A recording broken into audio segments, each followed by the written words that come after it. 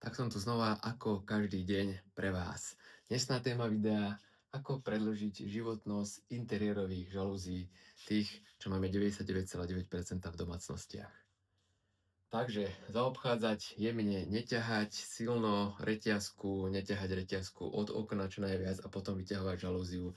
Pomaličky, jemne zaobchádzať so žalúziou, tak ako s väčšinou, čo ak chceme, aby nám niečo dlho vydržalo a roky, pretože žalúzie nám vydržia roky, tak zaobchádzame so žalúziami jemne.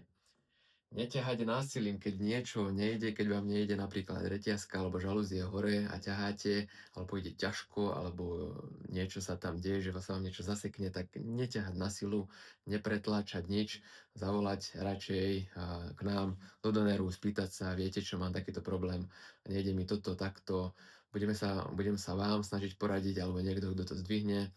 Ak to už bude také, že už sa to nebude dať nejakým spôsobom opraviť alebo odservisovať, tak bohužiaľ nová žalúzia ale zase vám vydrží niekoľko rokov, pokiaľ sa budete starať tak ako treba.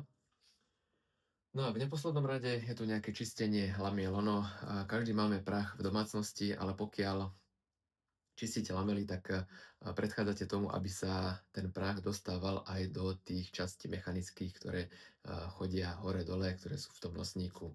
Hej, takže raz za čas prečistíte aj lamely, neťahajte násilím a zaobchádzajte jemne a tak vám vydržia žalúzie čo najdlhšie. Takže ak máte záujem o žalúzie, tak www.doner.sk alebo napíšte do komentárov alebo sem do správy, kdekoľvek ma kontaktujte, však kontakt nájdete, alebo na Železničnej ulici sme v Trenčine, príďte kľudne osobne, máme aj náhradné diely, aj servisujeme na žalúzie, aj všeličo iné, takže nájdete nás tam. Robíme to pre vás, budeme radi, keď sa zastavíte.